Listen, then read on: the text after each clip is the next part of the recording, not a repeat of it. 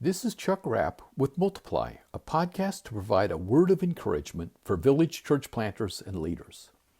This year in these podcasts, I'm focusing upon the one another scriptures found in the New Testament as viewed through the lens of leadership. Today's podcast comes from Romans chapter 12, verse 10. Be devoted to one another in love. Honor one another above yourselves. The Apostle Paul offers two one another's in this one verse. We are to be devoted to one another, and we are to honor one another above yourselves. The word devoted means very loving or loyal. This reminds me of a podcast from a couple of years ago in which VCP supervisor Peter Baraka shared that we must love those whom we lead. Godly leaders model this behavior by their care and concern for their followers.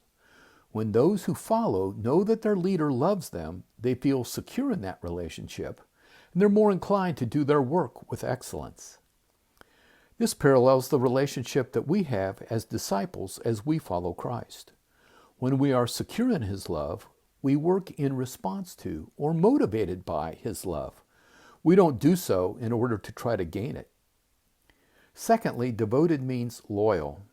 Godly leaders must demonstrate loyalty to those who follow us if we're to expect them to reciprocate. Loyalty to followers means that as leaders we do not discard, we do not cast them aside when they make a mistake. Instead, we need to provide correction, instruction, and encouragement.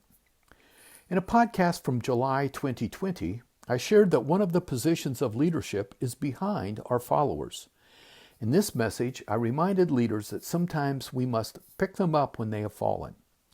This exemplifies our loyalty to those who follow us.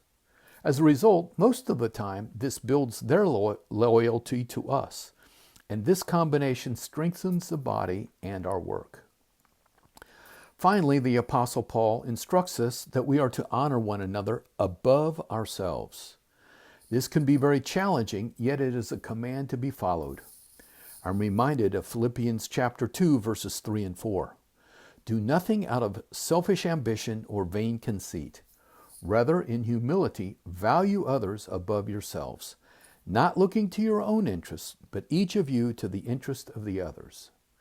Good and godly leaders are humble and unselfish, serving others. It is our security in our relationship with Christ that enables us to do this. May we be fully devoted to one another. This has been a word of encouragement for village church planters.